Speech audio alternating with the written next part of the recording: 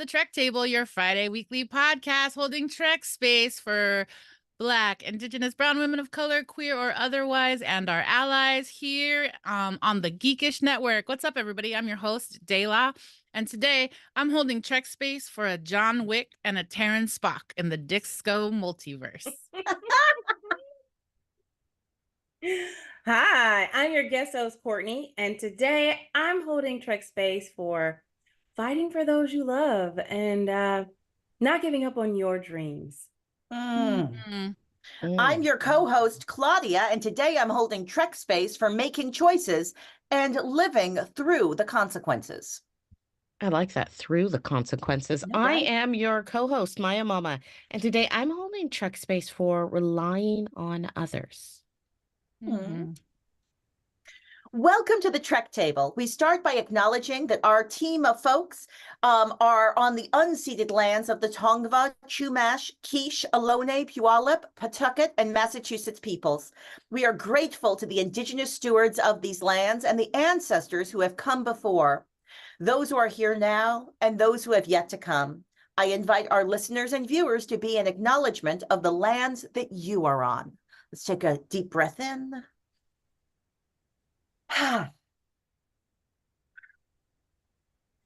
Thank you all for joining us today as we hold Trek space for women of color here in front of our live digital audience on our partner network, Geekish. Or maybe you are catching us on a rebroadcast on the Trek Table on YouTube on our podcast. Yes. All of our music for the Trek Table is lovingly supported by our favorite Chicanx band, Quetzal. You can follow them at Quetzal Music on Instagram or see our show notes or in the chat for a link to their merchandise and more. Welcome, everybody, to Trek Table episode 50. We're so excited. 51. Sorry, it's time loops, mirrors, all the things. We made it to 51, y'all. That's pretty great.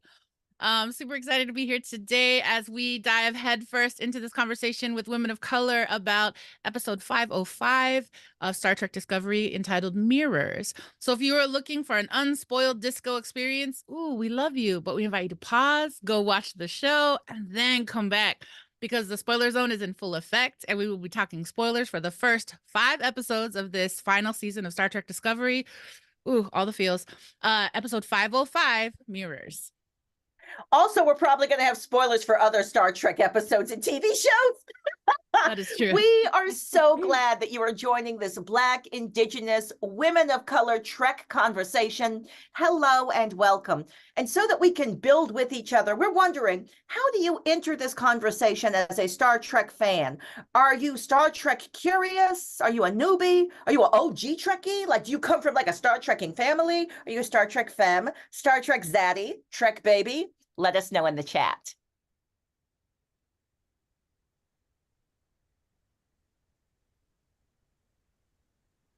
Awesome. All right. So opportunity to check in with us in the chat. Today we're going to talk about episode 505 Mirrors, written by Johanna Lee and Carlos Cisco, directed by Jen McGowan. We're on Trek Table episode 51. Welcome back to Claudia and Courtney. I just want to give you shouts out. Last week I think Lieutenant Christopher's tribble was not neutered. I think there was some trouble in my Jeffrey tubes. Maybe some tribbles were hopping around. So thank y'all for holding it down. Of course, love to our technical director, Rodney. Thank you. And welcome back, Maya Mama. We are so happy. I'm so happy to have all of you here. There's so many things to discuss. So today we're going to keep ourselves into a little format. We're going to talk about this show in a couple different ways. We're going to jump into popcorn recap, our own little special way to give you the plot chunklets. Claudia's here with some really great Trek Table questions. Maya Mama is back. We're going to talk about disco design. Then we'll round that bend together as we explore thematics today. We got a great signal boost, of course, always with the final thoughts. And we always end these shows in gratitude. We want to welcome everybody assembled here in the Geekish Network chat. And of course, to our Trek Table assembled. As part of our ritual, we want to kind of know who's here, right? So let's go around and check in. And would love to have folks introduce yourselves to our audience. Can you tell us your name, pronouns, your access check-in, and how you identify as a Star Trek fan? And however you language that, yeah? Courtney, can I invite you to go first? Yeah. My pronouns are she, her. And let's see, how do I identify? Definitely, last week I said I was Vulcan, and I still am. I see myself as like the logical nerdette that is happy to be here and share all things Trek. I am definitely what is it? Intergalactic? What that's what Polysexual. that's what it is, polysexual, as I sit here talking about Star Trek in my Star Wars wardrobe. And I'm representing. So, but I am still truly Vulcan. Get it, Vulcan. Welcome. Super excited to have you here. Maya Mama, welcome back. Can I have you go ahead and check in? We haven't seen you in a couple Yeah, weeks. I'm so excited to check in. Hello, I'm Maya Mama. I use she, her pronouns. Visual description. I'm a youngish looking mid-40s Black woman, and I have my disco shirt on and a little bit of makeup, and I'm on the bridge of the Enterprise D. I come from a generational Trek family, and I identify as non-hierarchical omni sci-fi. Okay, Ooh. I love it. I love that this show encourages us to create our own language so that we can name ourselves and how we identify. It could change week to week. It could be consistent. So, yes, thank you. Welcome, Claudia. What about you? Can I have you check in today? How you doing today? I know it's been a big day Indeed. for you. Indeed. I've been on the computer and on the air all day long. Glad to be here to talk about Star Trek. I'm Claudia, pronouns they, theirs. You can also use she, her. My visual description is I'm an African-American woman sitting on the original Enterprise deck from the regular universe, not the mirror universe. And I'm wearing headphones and a t-shirt that says, I passed the Kobayashi Maru Starfleet Academy examination. I love my Star Trek shirts. And my access check-in is that I'm physically disabled, and sometimes I might pull a face, but I'm never pulling a mean face at Star Trek. I'm pulling a face because one of my muscles is pulling me. Other than that, all of my access needs are met because I've got this really delicious warm beverage to hold me through. And I identify as a multi-generational Star Trek poly sci-fi fantasy lover. I contain multitudes, and so does all my entertainment. How about you, Dayla? Thank you. What's up, everybody? My name is Dayla. My pronouns are she, he, they, or Dayla. Visually, I'm a mixed Filipinx person. Today, I'm standing on one of the decks of the USS Discovery. I'm kind of hoping to see some people. Remember when people would run by each other on the decks on the ship? I miss a good walk. All right, so I'm here on that ship. And I identify as a minutia loving Trek head. Like, I like to get caught up in just the minutia of different things. And I would identify for sure as a poly sci-fi, and as Courtney was naming, a poly celestial, because I love all the stars. I love the wars, the gate, the battle, the Firefly, the Farscape, and of course, I've loved Star Trek since I was probably 13. And so I love the disco. That's why the show exists, because disco is my primary sci-fi relationship right now. And I'm just feeling all the feels. Like, my long distance boo is in town, and I just feel like I'm getting all the love right now. So that is me. Well, final business before we jump into our juicy Star Trek discussions, we want to name the TrekTable agreements. Welcome to all who enter. Welcome. Let's build this space together. Whether you use TrekTable as your nerdy exploration or as a part of your self-care ritual, TrekTable is a weekly space to put down the world for a second and come into Trek space. This is a space for Black, Brown, Indigenous, femmes of color to be a fan, a geek, a nerd, and explore the vastness of the Star Trek multiverse.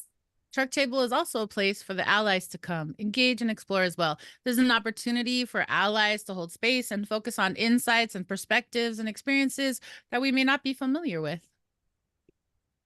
Now that we're all here, we remind you that we seek to build an environment of mutual respect and listening. We understand we'll disagree, and that's actually part of the fun, but there's enough conflict happening in this world. Let's keep our phasers on stun. Great. And now that we have all those agreements, let's go ahead and take a breath. One more big breath in. And exhale.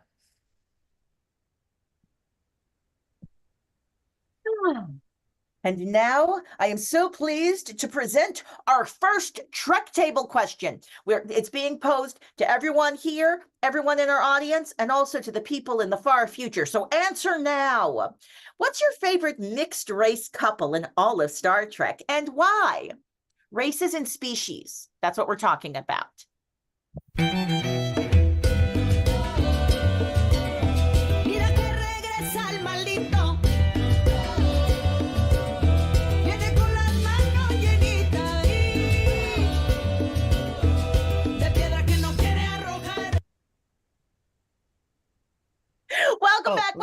Welcome back. All right. So we were loving that. We love this. I danced to, I don't know if you understand. I'm dancing when we're off camera. We're dancing and dancing. So the question is, favorite mixed race couple, and I know it's hard, whereas actually they do a lot of race mixing on Star Trek, and I like it. And it's often a big plot point, right? So like I'm remembering on Star Trek Enterprise, the Vulcan extremists were freaking out because they was gonna have a baby. Who was the characters? It was like, I'm Trip Tucker, I got a Southern accent. And then who was the girl? She a Vulcan. What was her name? That was T'Pol and Trip, and they weren't thank Vulcan you. extremists. They were Terran extremists. Like they Earth, were Terran. They were from Earth, and they they were upset because of other. They didn't like aliens, so they incorrectly combined the two species. They did shenanigans. They did shenanigans. All I know is that mixed race is a big plot point in Star Trek. I'm curious, y'all, who's your favorite? I'm gonna start with you, Dayla. Who's your favorite mixed race couple? I have some honorable mentions: 7 of 9 and Rafi, Saru and Tarina, and Mariner and Jennifer from Lower Decks. Mariner and Jennifer, nice. I see that Lower Decks behind you, Courtney. That's super cute. Yeah. But I would say like my favorite mixed race couple in all of Star Trek is Burnham and Book, because of her human and Vulcan-ness and his Kwejian-ness and just all the mix of the love and the empathy and the logic. Where is my nighttime scene with them? We've seen him without a shirt on, and you know how the Kwejianis kind of glow and stuff? I just want to see more of that. Okay. Courtney, how about you, Courtney? What's a mixed race couple that you like? I'm getting spicy ideas right now. I see you. My favorite mixed race couple is Mr. Worf and Jadzia Dax on Deep Space Nine. That episode when she came with it and they battled because and the way Klingons mate is through battle. And she was like, no, I can hang with you. And she brought fire. I was so proud of her. I just loved her. She's Trill and he's Klingon. And they got married. What was it, season 6, I think? Because they closed on season 7. I love this suggestion. They were such a cute couple. I felt like she balanced him and helped him make sense. And the loss of her, he barely recovered from it. We see him looking skinny and fit in Picard, but I think it took him a long time to get over that. Hey, Maya Mama, who is your favorite mixed race couple? Troi and Riker. Really? Yeah. I was going to say, I wanted Troi. I know I wanted Riker to end up with that non-binary girl he was with. That playing the non-binary people. She's like, I'm a woman. They were such a good couple. Yeah, but then... For 3 days before she had her memory wiped. Yeah. Yeah. For those 3 days. But see, Riker had a lot of relationships like that, but... That's right. But Troi is his Imzadi. As much as sometimes they both don't want that. Because they are like a real married couple. So sometimes they just they don't want to be connected through all time and space through their souls. That's annoying to have. I like how Riker is always respectful of Betazoid culture. Yes. Without question. without question, he's like, yes, well, we had the one ceremony on the ship, but then we're going to Beta Z and we're going to have the full nude ceremony. No poking, no like, oh, are you really going to do that? Like, yes, he would, Yeah. because that's what you're supposed to do. So I appreciate the fact that he was both feet in. I mean, he had like 20 years to get comfortable love with it. her, but still, yeah. Yeah, I it was good. gonna say they were on again, off again for like several decades. Like she almost went off with his transporter twin. It gets complicated. I'm surprised no one named Belana and Tom. I feel like they're good contenders, but you know what? I feel like we came up with a lot of really great couples.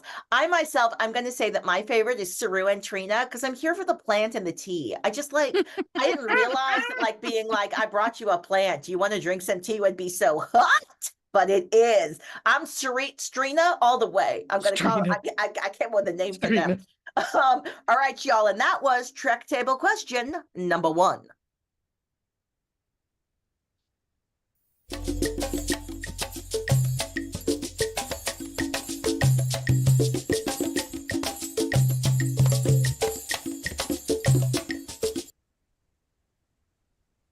Yes, and with that song Matanzas by Quetzal, we know that it's time to play popcorn recap. Sometimes we call it disco recap. And this is our game that we made up. We're trying to figure out, can we tell chunklets of plot along the major storylines of this week's show in 2.5 minutes? We're about to try. Friends in the chat, give us some love. All right, so here we go. Get ready. Let's recap episode 505, Mirrors. Rodney, can you give us that timer? So last episode, Michael and Ray, that's Reynard, they traveled in time and they had to a terrible future if the Breen get the progenitor's technology. That can't happen. And then Book monologues about how if he can turn his life around, and then so can Maul, and he considers her family and he wants to save her. Discovery as their last known coordinates for Maul. They have the last coordinates for Maul and Locke, and it is a butthole-looking orifice. A wormhole to a pocket of dangerous interdimensional space. And then Tilly on the ship, she notices Culber's acting mad emo, and she's like, yo, I can listen to you, but she's super busy. And he's just like, I'm fine. And then he goes off. So then Michael plans to go on this mission with only Book, and then Ray pushes back. Is he protecting his captain, or is he scared to take leadership of the crew? And then Book and Michael go through the butthole orifice, and they find the counter universe Discovery, and they see that Maul and Locke's ship has been destroyed. Standoff. First of all, they make it on board the ship. Standoff in the medical bay. Michael and Book have a shuttle to escape. Maul and Locke have the next clue, but Disco has the first clue. That's right. They got tricky with it. But Locke, while they're arguing, Locke lets it slip that they're under something called an Orego, an Origo, an Oregano, something that's like a Breen blood bounty. It's bad. And then we get the whole backstory of Maul and Locke and take my breath away. Like, how did they meet, right? So and he's so disgraced royal, and she was a courier with dreams of a safe place to rest her head. They fall in love. What's up, Green Eye? And then they get caught by hateful Breen uncle. And Michael is trying to convince them that they have a choice. But Maul shoots and traps Locke, and then Michael behind a force field. Oh yeah, and then Book and Maul, they have to go to the bridge to help them break out. And then Maul reveals that the original Book abandoned her and her mom, and then her mom died in poverty, and that's why she's so bitter and sad about it all. And Book is like, I'm so sorry, and they're totally understanding, and they're almost like friends, and so they go back to fix everything, but well, then Adira feels like it's their fault that the time bug got on board, but we find out that Kalurans that they boil cake. But the bridge crew, they support Ray, and they don't feel alone, and they figure out how to save Michael and Book and the other ones. Okay, so we're close. We're super close. We're so almost close, there. So good. We did so good this week. All right, last couple details we got to add. All right, here we go. Michael and Locke, they end up fighting in the sick bay while Mal and Book are being siblings in the bridge. They end up fighting. Locke gets injured. Mal and Locke escape in an escape pod. Michael admits she saw a book in time.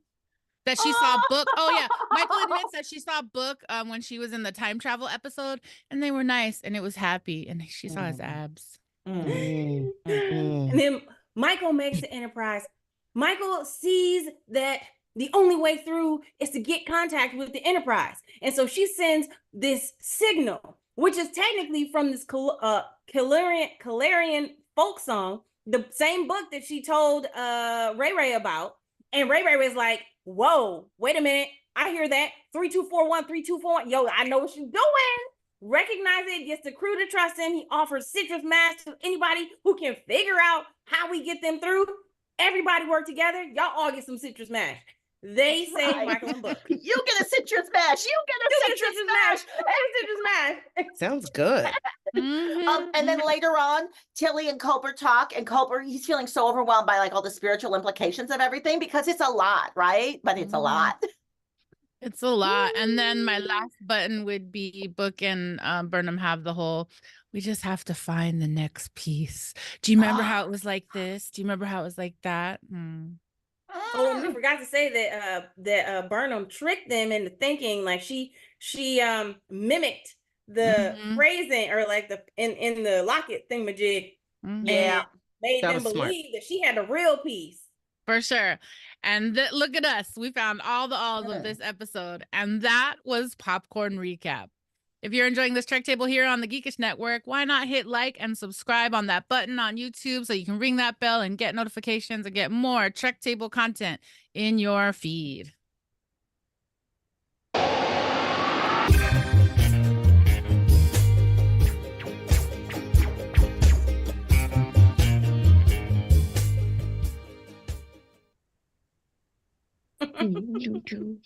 I love that song. Welcome to Discovery Design. We've seen some beautiful and amazing design elements in this episode of Discovery. So let's dish. Dela, I would like you to begin. Tell me about a design element in this episode that really like spoke to you. Just something about this episode that you just were like, woo, this look. I mean, I will say that the Breen's shuttle bay was very interesting. I appreciated all the greens. And I appreciated the like yellow, just the functional light from the yellow, like just the mix of yellow, green, and black. I thought was super interesting. And the way that the shield kind of cloaked them. There was a moment with Mal and Locke where they were like making out and they were kind of cloaked with the shield for the cargo area they were in. So I was just feeling the design of the Breen, and this was actually the first time I'm really clocking the Breen, so I'll acknowledge that. And I was really curious about the one-eyed zipper face. Like there's all kinds of stuff in that. Yeah, it kind of reminded me of like it almost had like sort of a Star Warsian kind of look to it, even though it did exist. It's existed. The Breen have existed for a really long time, but there was that similar. Yeah, what's his name? Kinda. The guy who was on The Mandalorian, or Boba Fett. Boba Fett. Yeah, it's like a Boba Fett looking mask for the original design. It was very Boba. Am I wrong? Did I do it wrong? Did I say it right? Maya's laughing at me. Okay. You're fine. You're doing great. Claudia, let's go to you. So I want you and I had a little bit of a conversation about the aperture. Is what they called it, right? The aperture and what it's style, it's design. And you're talking about the butthole looking orifice. Yeah, the butthole orifice. Yeah, it was like like a camera, and it was like they were trying to close it, but then Reynard was like, "I need you to like keep it wide open, because the ship has to go through it." So a whole ship can come through. I can't help but think, because this episode had a lot of BDSM kind of imagery with our with the Breen. I can't help but think that they do some of these design choices to tickle some of the folks watching the show. I don't know, but I'll say this about the Breen: the original design of the Breen on TNG had them, the outfit, y'all, it was a mess. Like the entire costume was held together with magnets. It was always falling off. The actors were complaining about it. the lights would only last for a few minutes. They were like double D batteries were kept them on. It was a hot mess. But also the way it was designed to make it look like they might be a wolf under there. So like in the 80s and 90s, they were thinking outside the box for the Breen, right? And then I think that because the actors were like, this costume is making it difficult for me to act well, they were like, okay, we'll calm it down. And then they calmed it down so much that by the time they got to Discovery, they were like, we can't make him look like a wolf. We're gonna have to just like make him look like a regular person. I'm mad though. In my brain, they looked like wolves. Yes, I Mike? love it. I love it 100%. I like the design. It makes sense because they were aligned with the with changelings in the Dominion. And it makes sense. Now the suit that they wear, it's a refrigerated suit because I think that helps them stay more like flowy and fluidic in that. Yeah. And that when they don't wear it, then they solidify and that changes their form. I don't get it so personally, excited. Thank you. I loved the ISS Enterprise. I know that it was just Strange New Worlds set all banged up with things drawn all over it. I know that's what it was, but it also just made me remember Strange New Worlds, which is such a great show as well. Also, interdimensional space just is like cloudy and black and blue, and I'm like, is most space black and blue and cloudy? And also the yeah. Now, Courtney, was there anything in this episode that you were like, ooh, that looks interesting? I really like the black and blue cloudy space because once they got through the butthole, it was very interesting to see the different pieces and fragments of ships like all over the area, and how the fact that they were able to see Maul and Locke's half of their ship here and half of it there, which seemed like it had been distorted. Do you know what I mean? Like the aperture had created this distortion that even separated the ship. So it was almost like it was in two different dimensions, in my opinion. Like that's what I got from that. But also I really did also like the ISS Enterprise, and I was really hoping to see like, the other version of Spock somewhere. But I think that was a missed opportunity, even if it was like a photo, like a hologram, you know what I'm saying? That part. Yes. Agreed. But Fully like, agree. yes. So I did really enjoy that. And the fact that they made that transporter room look like it was like a refugee camp. That was because that's something that you don't see. You wouldn't ever think to see in a spaceship that supposedly has quarters for everybody. But yet everybody was huddled together, and there were even children's toys. So I thought that the attention to detail was really clever. And it was different than anything we've seen on another Star Trek ship. Absolutely. Well said. Yeah.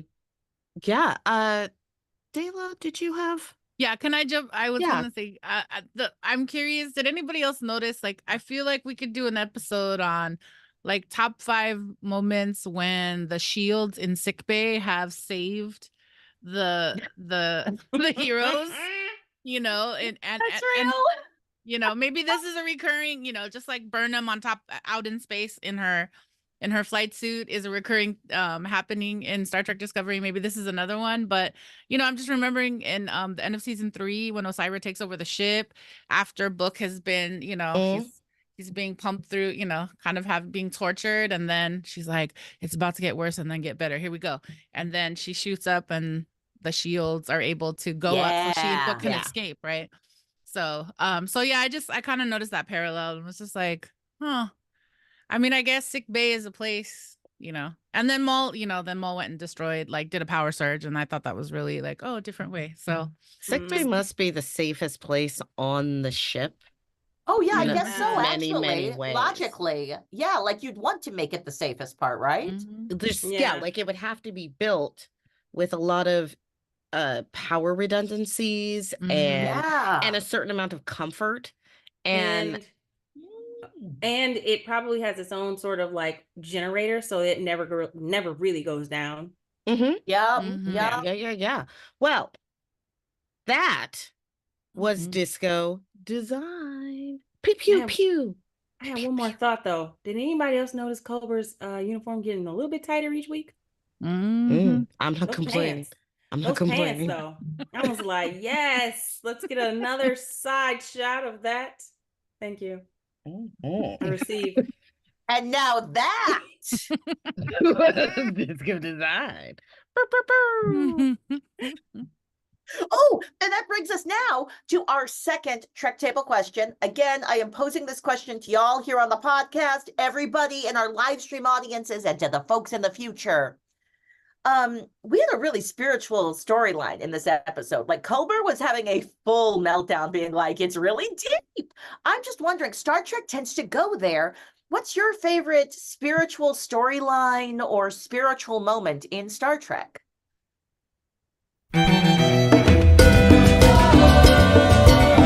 Mira que regresa el maldito.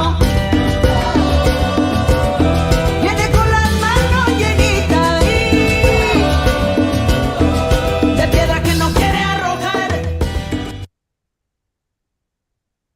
Welcome back. Here we are with Star Trek question number two. And the question is, what is your favorite spiritual moment or spiritual storyline that struck you? And you can pull from any Star Trek that has ever been. You can even pull from like the Chris Pine Star Treks. I don't know if they actually ever went to a spiritual place, but I want to give you all the Star Treks to pick and choose from.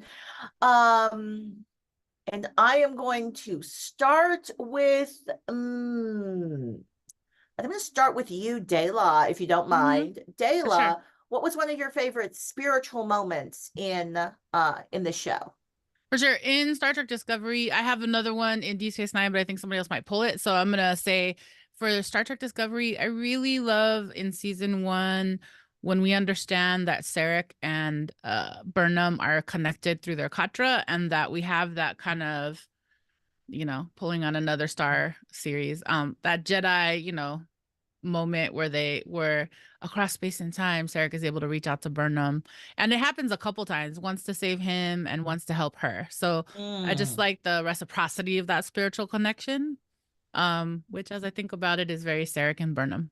I love that. And like the Vulcans have so much spiritualism in their plots. I'm thinking about when, Spock's brother was obsessed with finding God and was like, hey, everybody, let's break all the rules and go find God and cross the line. And then they totally did. It turns out, spoiler alert, it might not have been God. That might not have been God. There's a lot of space lasers involved.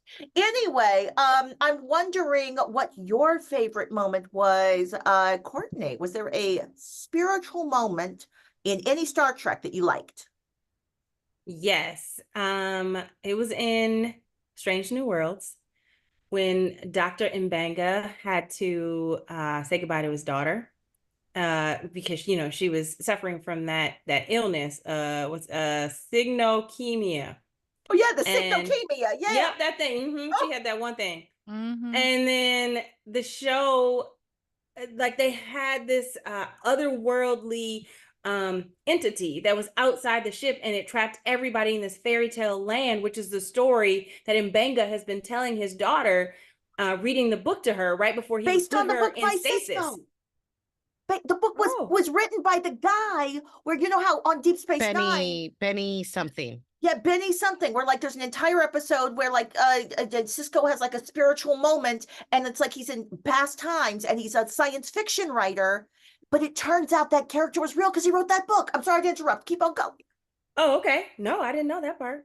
But yeah, that was my favorite part, because when Mbanga is so just gutted, and yet him understanding the universe and how we're all connected, and how his daughter ultimately leaves, and then a split second later she comes back as this, like to see him, to see her dad. And so he really got to come full circle with her.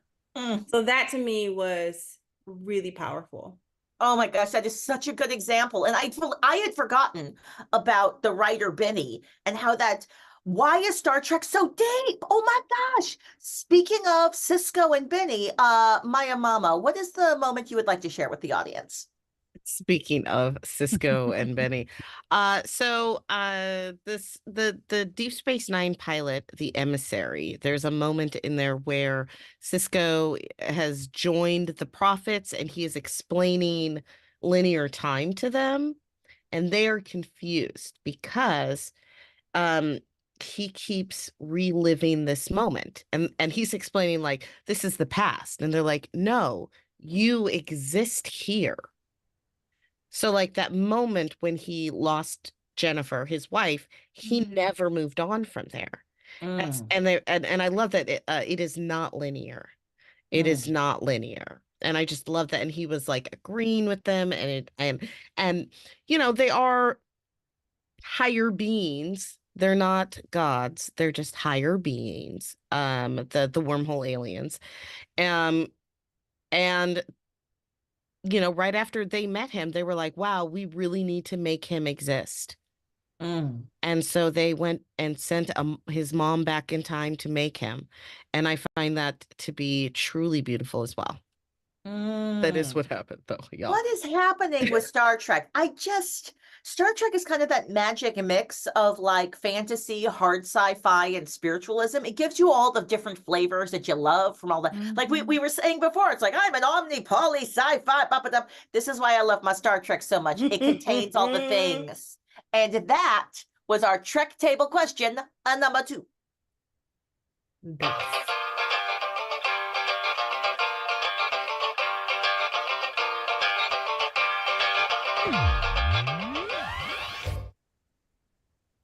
All right, and thematics is where we are at now. Welcome back. We're at the thematics part of our show where we like to braid together some of these conversations, connect some dots, add some new pieces to this convo. So today, as we've been talking about Star Trek Discovery, episode 505, Mirrors. And for me, this episode is really exploring more deeply Captain Burnham's earlier expression this season to Kellum that expression is a choice. And this episode is showing us different connections and how they're working, the misconnections, the connections that are getting deeper. Totally feel like we got to relish in some familiar feels with Book and Burnham in that shuttle. This whole episode was kind of like the bridge to rebuilding or reminding her, because really she has said, I don't know how to be around you. And so we're watching them develop a connection again and still not quite getting all those cues right, but definitely also seeing themselves in this mirror with Maul and Locke. And so we're hearing also Burnham's ongoing conversation about second chances. She's trying to convince Locke, like, the Federation is better than your home world, which gets into a little bit of like colonialist stuff. So we can talk about that. But I also really appreciate how in this episode, you know, connection is a choice, and Tilly is really paying attention to Culber and, you know, notices in her EPS conduit mission that Culber's a little off. So we get this really beautiful conversation at the end of the episode where Tilly's really holding space for Hugh as he comes to terms with these spiritual questions, not even being able to name them spiritually. And just reflecting on his own journey. I really am appreciating that, you know, spoiler alert, that his death in season 1 was worth it, and that it hasn't just been his restoration as a character, but also this beautiful journey he's on. He's bringing up his abuela a lot in these last couple episodes, so just connecting his spirituality to his ancestors. And just really supporting and appreciating that Tilly is right there by his side. So those are some of the things that I saw. You know, again, crew being crew, helping each other out, connecting. Disco is a family, and so we're seeing Tilly back on the ship now, being able to enact that with the Space Daddies, right? Who she was a part of that family earlier in the show. Claudia, I know for you were doing some more macro view of things that are happening in this episode, and I wonder if you want to talk about that with us. You know me, I can't help but go galaxy brain when I'm talking about Star Trek Discovery. I've been thinking a lot about crime and punishment because this season feels like it's trying to do a thing. Like, I feel like they're trying to help me as an audience member make sense of the show ending 2 seasons early. We were supposed to have more story, and so they're doing me a favor, and they're just like, look, the beginning is the end. Time is meaningless. The journeys that Michael Burnham went through, other characters have to go through that same journey. These are all the journeys people go through to leadership.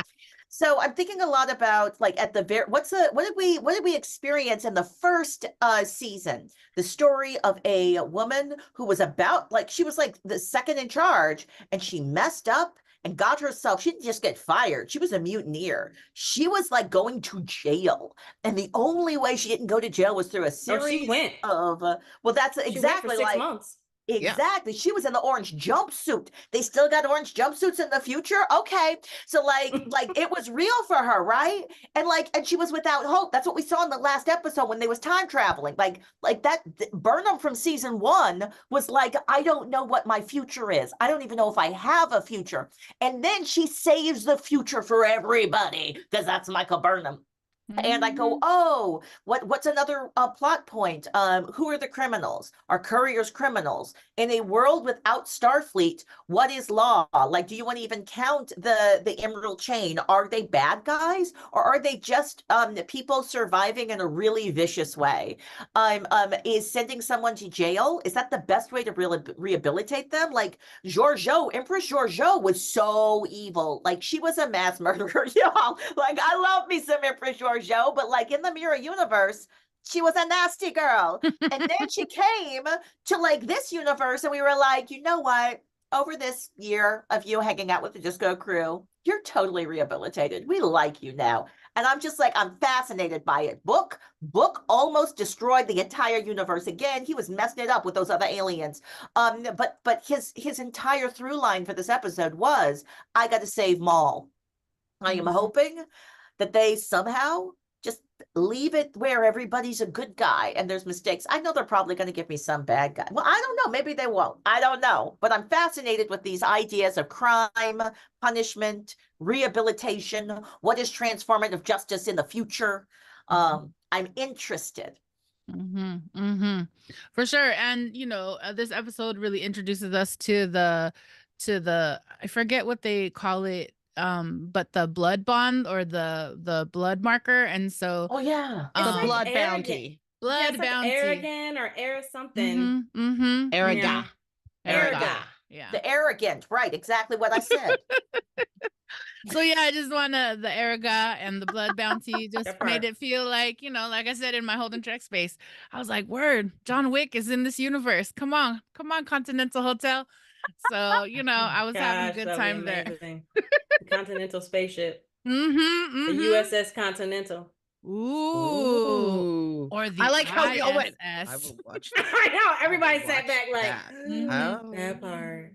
So then if Locke is John Wick, does that make Maul the puppy? No, she's not the puppy. Here's the thing. I was going to make Saru John Wick, but okay, please continue. Oh, you mean Action Saru?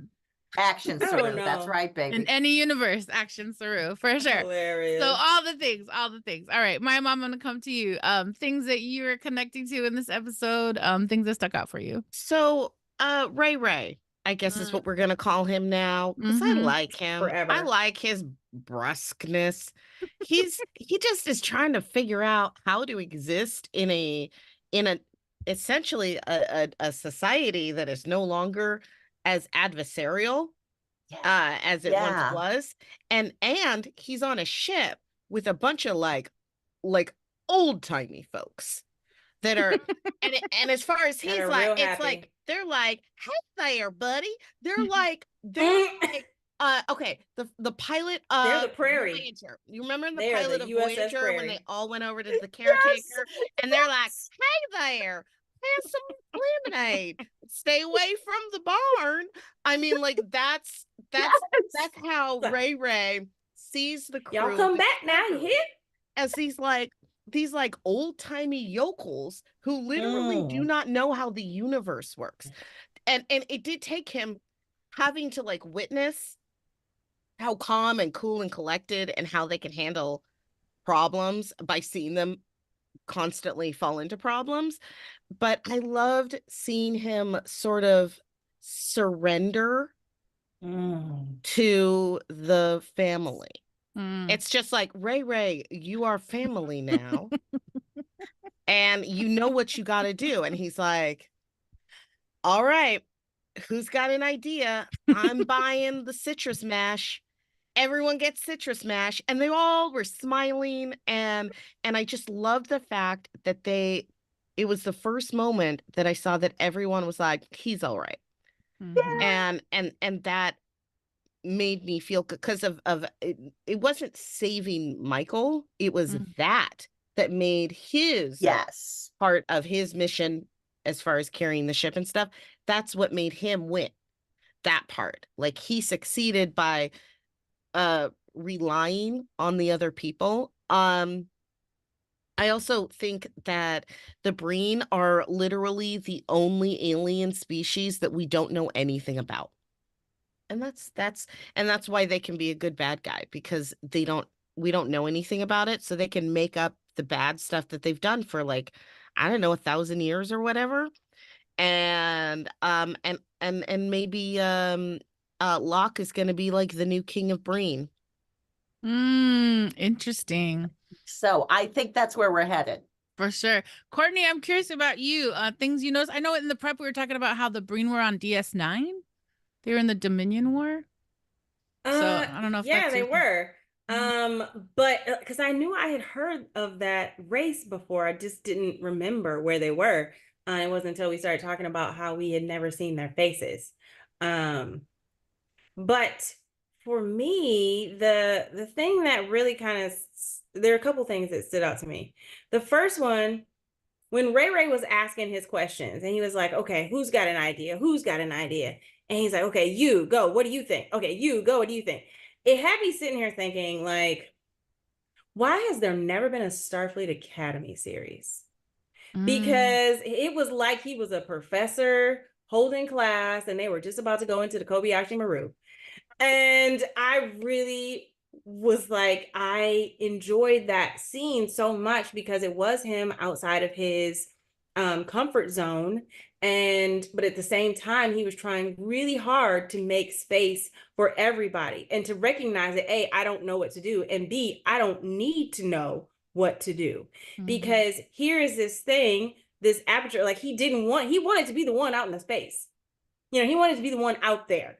And instead of being left behind to handle, basically to hold the fort, and that's not his comfort zone because he doesn't know what to do. And which leads me to my second theme that really has kind of been from the very first episode of Star Trek Discovery, is the concept of a found family. Like this found family is something that just like people who have discovered and had relationships since Starfleet Academy, some of them ended up on the same ship, and they have these connections, and it's learning how to embrace the people around you and learn to lean on them and in order to work together as a team, as a unit. You have to really embrace this concept of family, especially given the fact that all of them have left their collective families like 1,000 years in the past. So that's what they're trying to bring with them, and also kind of like not necessarily influence, but encourage this universe and this time, that is a positive attribute to have. And the same with like even Tilly and her relationship with Culber and her checking in.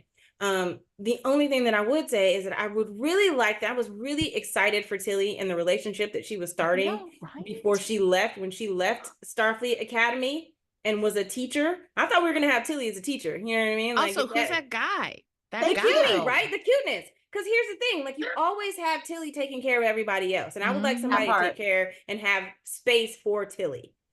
Instead of her always being the one that's like, hey, what do you need? Hey, are you okay? Hey, how can I help you? No, let some, like, old dude was like, I want to be here. Why couldn't he come on the trip? Oh yeah. I was gonna say, except in the time loop episode, but even when she's drunk and party Tilly, she's still trying to help Michael hook up. She's still like taking care of everybody, for sure. She's still taking care of everybody. And it's that's the, the curse of the fun friend. For sure. And I just want to elevate what our tech Rodney is saying about how maybe they're setting up another spinoff from Disco, which I've been thinking Starfleet Academy show, or something like that for sure. All right. Speaking of found families, last topic here in thematics. Claudia, I wonder if you want to talk a little bit about kind of what we're seeing with Book and Mal and that kind of found family and the reclamation of fathers and daddy issues moment, you know?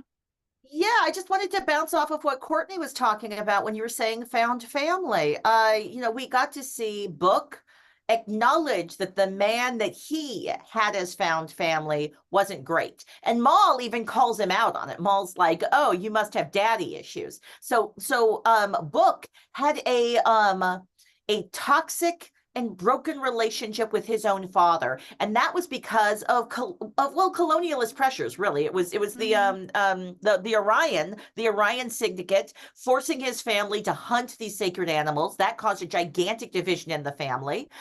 So then he turns to this guy Book, and that guy can be a father figure to him, but he abandoned his entire family, and he says it was because he was trying to protect them. But can you really protect someone by abandoning them? So like Maul has all this past trauma and harm and hurt, but like to a certain extent that's a bond that she and Book share. And I like the idea of healing being messy, of some people being good guys to some people and bad guys to other, of it not being clean. I enjoy it being messy emotionally. Yes, people are complicated. And not only are people complicated, they are more than one thing. And that's really that I'm glad that Book acknowledged that his mentor, Cleveland Booker the second, the fourth. The fourth. No, he's the fifth. third. Book is the fifth because Book 5 is is the my fifth, favorite number. yeah. 5 is my favorite number. And Dread so Pirate that's Roberts. why I remember. Dread That's why I remember. Yep, the He's Dread the Pirate Dread Roberts. Pirate Roberts. Got it. he's the Dread Pirate, but he was like, he was my mentor, but I get it. He was a shit dad. And I'm like, thank you. Thank He you didn't for gaslight. acknowledging that. For saying, well, he was always really nice to me. For sure. Because that's I was a little worried that we were gonna get a he was always nice to me. But no, of course Book wouldn't do that. Book is from Quajon. So all he feels is other people's feels. So he understands, like, he's like, no, I get it. Your dad was a crap dad. And Yeah. I'm sorry about that. And that, just to connect it to real world, we're talking about, different social justice pieces and found family. It just reminds me of moments in movement work, and like, as somebody who doesn't have an activist parent, but you get mentored by an activist in the movement, and then you're like, oh, it'd be so great to be their kids, and then you meet their kids and they're like, well, it's not everything is cracked up to be. Like, Exactly. to be the kid of a movement person is not all the glory and social justice revolution that you think it might be. So just really holding space for like these real world connections to like what's happening, and just how found family, like Courtney, like straight up, like found family is one of the major themes of Star Trek Discovery as a series. So super excited to see this. We're only halfway through this season, so there's so much to talk about. So many more friends in the chat. We're curious, what stood out to you? Because this was thematics for season 5, episode 5, Mirrors. We want to give a special shout out to the TrekTable friends assembled in the chat today while we were recording this episode. Just thank you all. Y'all have been totally amazing. And hey, everybody else, do you want to get in on these chats? Just join us next Friday at 6:30 p.m. Pacific or 9:30 p.m. Eastern, when we're going to be talking about Star Trek Discovery episode 506, Whistle Speak. It will start streaming on Paramount Plus on Thursday, May 2nd.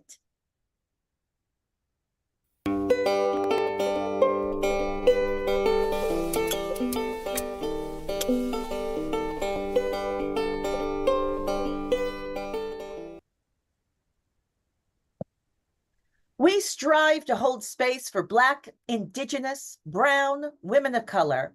Here are some resources that amplify and highlight the work of women of color content creators, community builders, and world shapers. This week, we want to lift up the Disability Visibility Project. It's an online community dedicated to creating, sharing, and amplifying disability media and culture. You can visit them at disabilityvisibility.com. And you can grab the new book Run by Alice Wong. Oh, sorry. You can grab the new book by Alice Wong called Disability Intimacy: Essays on Love, Care, and Desire. It gets published in just a couple days, April 30th. So check that out. Disabilityvisibility.com. If you know a woman of color content creator, community builder, or world shaper that we should amplify, drop it in the chat or reach out to us on Instagram at TrekTable.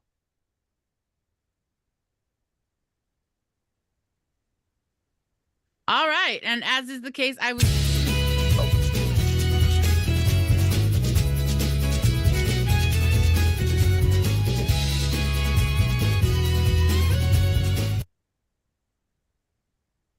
I got totally caught up in the drop it in the chat. Drop it in the chat. I like was making up a song in my head.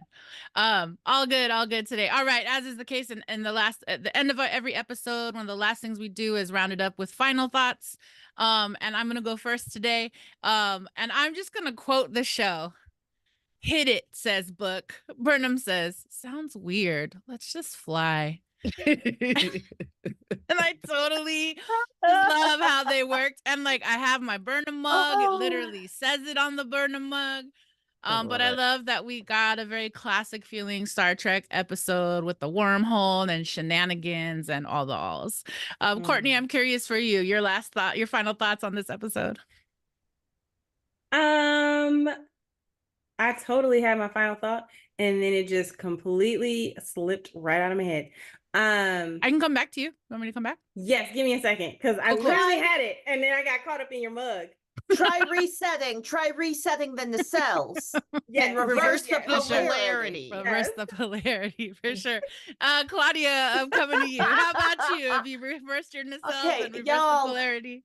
Y'all, my final thoughts at the end of each discovery are the same. In the past, I would have these like thoughts that were all about forecasting what comes next.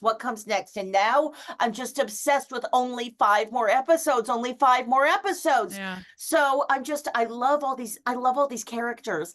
I love their vibes together. I could just watch them for hours, 22 episodes. Those are my final thoughts. Hear that, showrunners on Paramount Plus? I was about to say PBS. All right. Okay, I remembered. All right, Courtney, coming back to you. Go. Okay. I loved the captain that Burnham has become.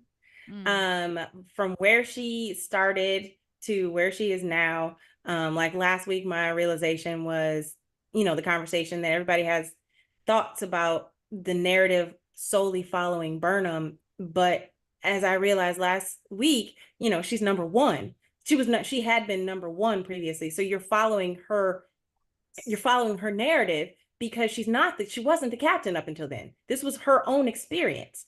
And no one has ever complained about, following Robin Hood's journey or following whoever the lead character is. So I love the character, the captain that she has become now, because she's the type of captain who takes the time to get to know her new number 1's culture. And she's the one who reads a book so deeply that she can quote it back to him. And then in order to save her life, she pulls from the one thing, like she listened to a folk song or read a story about a folk song and pulled out the Kalorian Morse code, and he figured it out. And that's only because that's who she is and the depth that it takes to seek out this connection. So really just the idea, a lot of times people just are listening to a conversation until they can jump in. Okay, I know what I'm going to say. So I'm not even listening to what the person in front of me is saying, because I need to hold on because I want to say what I want to say.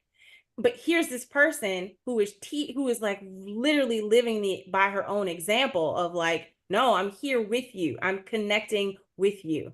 So yeah. Come on. Beautiful. Yes. Cultural competency for the win, baby. I love it. Tell it. All right.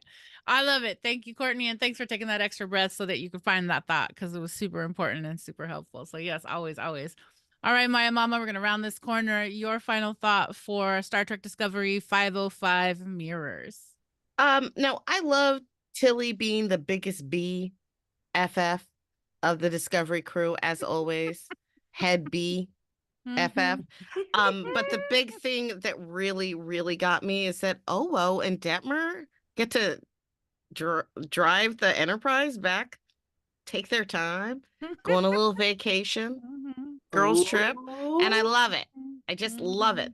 And I wish I wish I Yes, could spin off see of that. their road trip, their road, it's just that's really what this Owo and Detmer going on their trip. That's my final thought, was just I love it. Aw. There we go. And those Yeah. are our final thoughts on Star Trek Discovery episode 505, Mirrors.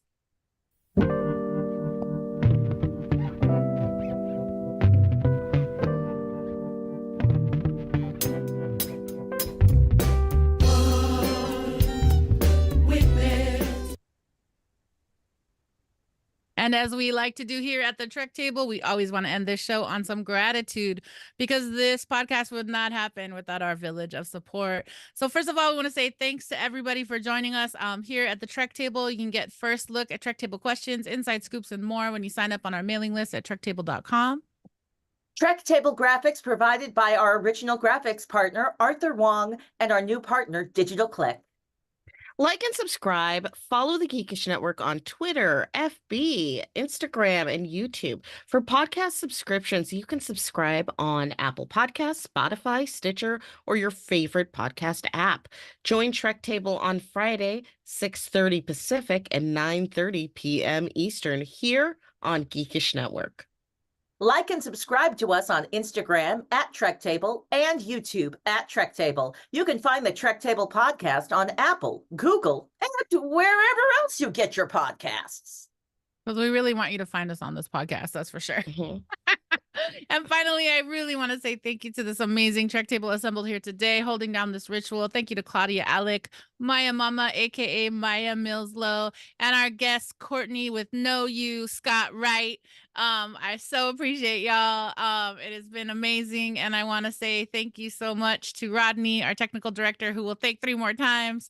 And just say thanks to everybody, because we're halfway through this season. I don't know what I'm gonna do. TrekTable executive producers Allison De La Cruz and our partners at the Geekish Network, Rodney Cahuho and Chuck Babs. And deepest gratitude to our content partners at Calling Up Justice. TrekTable is a service mark of De La Projects, LLC. All right. So we just want to say thank you one more time for joining us. This has been episode 51 of the Trek Table. I can't believe we've done 51 episodes. It's so amazing. All right, we want to close out this ritual today. Invite folks to ground yourself. Go ahead, place your feet flat on the floor if that's helpful. And just go ahead and take one more closing breath in and out. We know you're about to watch that next episode, but don't worry. We're going to be holding Trek space for you till we get to talk about it next time. Have a great week. We'll see you soon.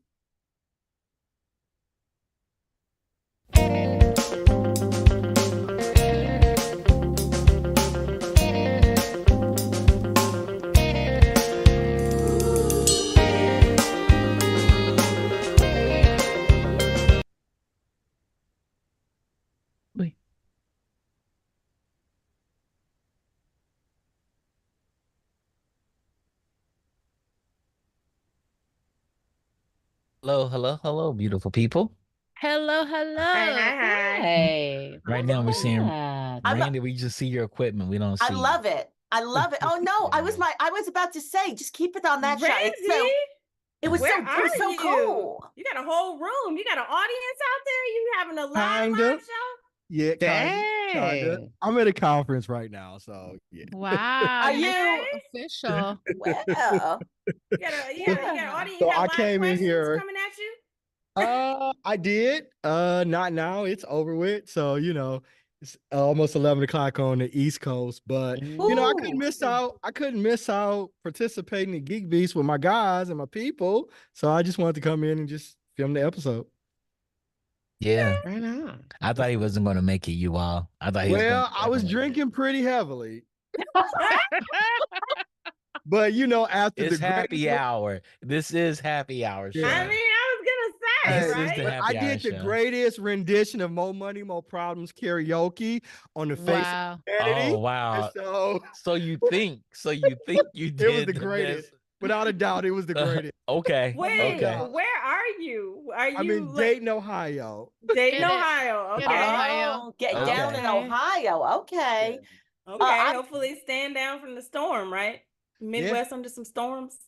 A little bit, but we good. He so. don't know. He's drunk, you guys. He don't I'm know. drinking water. I'm trying to come down. all right, all right. I'm heading to a karaoke party myself. I've got a bunch of friends that Nice. do a Friday night karaoke party on TikTok, and after our recording Nice. sessions, I like to try and catch them. That sounds fascinating. It does. To know that channel. A karaoke TikTok party, like wow. Enjoy it Yeah, while it you sounds can. amazing. Enjoy it while you Mhm. can. I know, right? For sure. And I'm about to go Yeah, see a that's couple true. solo shows in LA. So I'm so Nice. excited to see how, Randy, I hope you have a great time in OHIO. And Chuck, what's up, man? So good to see you. Nice seeing you all too. All the Nice goodness. seeing you. Warmed it Yeah. up for y'all. You know, we're Yes, you getting ready, did. getting I took ready. my last breath at the end there. I was like, I come in at the end because I haven't watched the show because I'm the season prior. So I got to go back, watch the season prior, watch your show with the season prior, then come and watch this season with your show. That's a lot of hours. We're spending a lot of is. hours right now. That Oh is yeah. for Oh sure. yeah.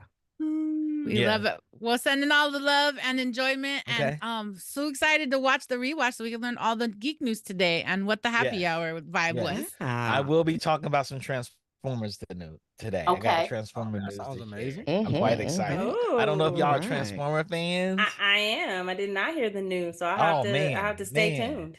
I'm not a it's Transformer fan, but I love gossip. I it's not enjoy gossip. It's lore. not gossip. What it's doing is this brand is breaking me. It's breaking me. They keep Mm. taking all my money.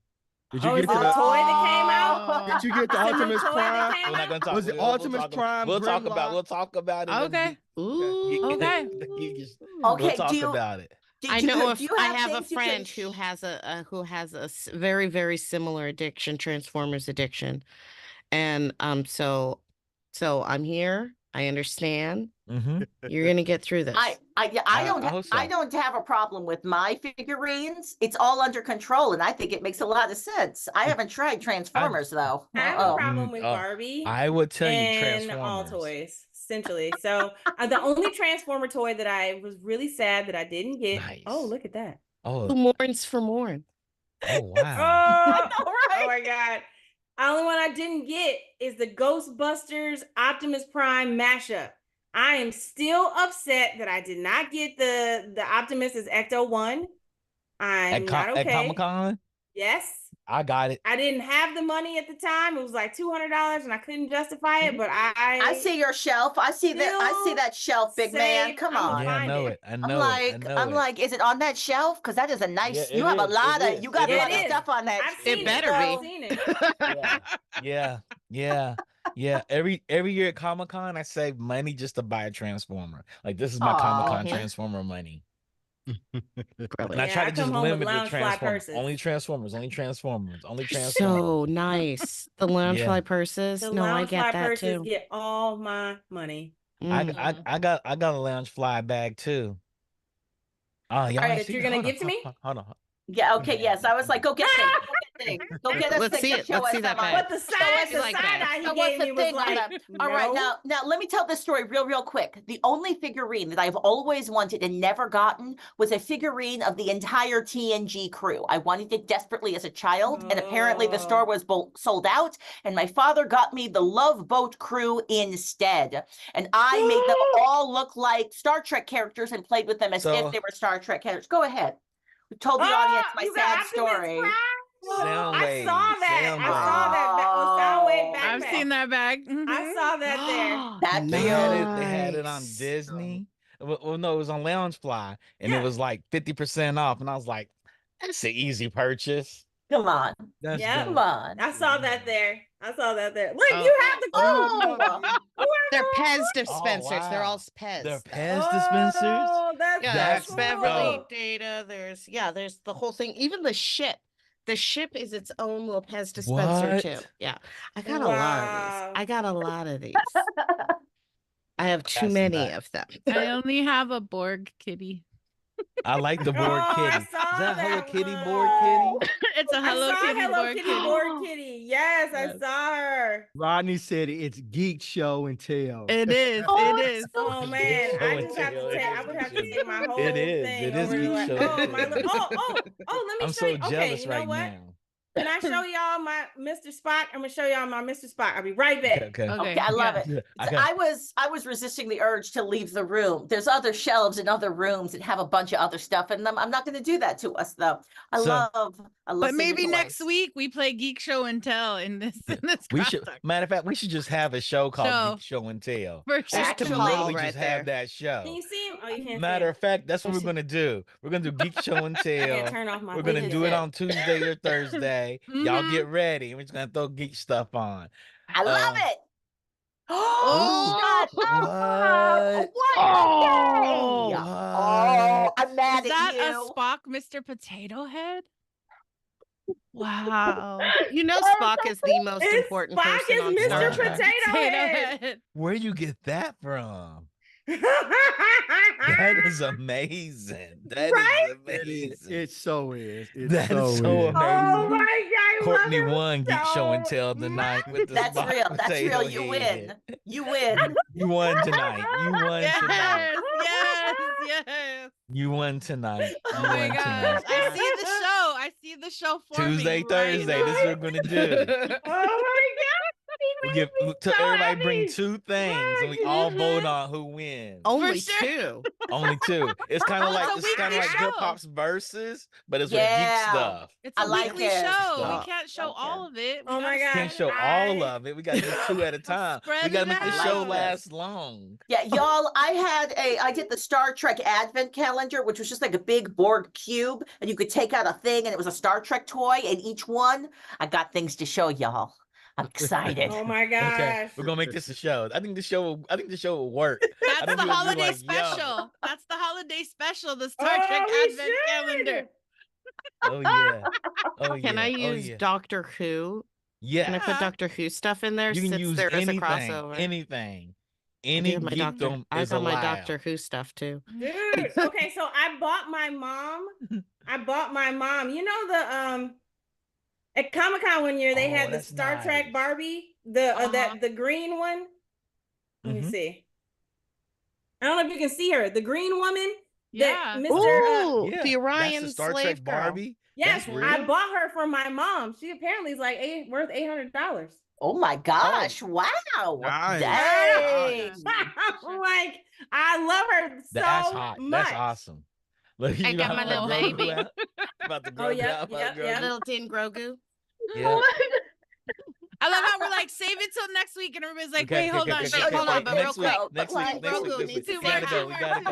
two We words, gotta two go. words. This is gonna love it. happen. It We're gonna is, get it this is. show Okay. together. Okay, Put your calendars for Tuesday and Thursday. We'll put an invite to put all your geek friends in on this too. All your geek We could have a friends. whole show on mugs and Oh my drinking God. things Could do a show on mug. and hats, Yes. right? And Mugs, bags. hats. It's all your cool geek stuff. Yep. For sure. We Laptop just call the covers. show Cool Geek Stuff. I Cool like geek it. stuff. I Just- like That's it. Geek wonderful. stuff, and then colon a geek show and tell show. Yes, right. Geek show, talent show. Because we gotta have somebody sing karaoke. Hey, Uh, more money, more problems. I killed it. I'm trying to Listen, tell listen. you. I'm here. I'm here. I mean, maybe we should maybe learn a song or two from the Strange New Worlds musical. We could karaoke that. I know Learn all a of them song? already. I already know Do them. it. Yeah. Of course you do. The intermix Terry- chamber and oh, man. containment field are I only have stable. one karaoke show, and it's not from a geek show, but it is from a TV show. Mhm. When I do it, it sets the karaoke bar on fire. What is Okay. it? It's from South Park. Thanks Canada or blame Canada. No. Mm. It is Chef's song, Chocolate Salty Balls. Oh, you know what? Yeah, that's always that could be a Mhm. favorite. Yeah. That is Yeah, a I hit. do that. I go up there and I can't sing for anything. I can't hold a note Oh in the my bucket. goodness. But I sing Chocolate Salty Balls, and people are like, wow. I didn't even know that was Wow. on karaoke. And it's in every Hilarious. karaoke book too. It's literally in every karaoke book. I've gone to other countries and seen in karaoke books. I'm like, I they love got it. this in Japan? Oh, I'm Oh, sure in yeah. Japan. Yeah. Because it's Well- either that or Little Red Corvette. That's my song. Well, we don't want to take over. We don't want to take Mhm. over with all of our toys and all of Yeah, our. yeah, yeah. We're know what gonna I say that for mean? the next show. We're gonna say We'll that for save a it for the show. next show. Thank you Mhm. all for the show idea. I really appreciate Yes. it. I think Geek Show and Tell is like amazing. Mhm. All right, I'll see you guys All right. later. See you all Bye. later. Bye. Bye Bye, bye. everybody.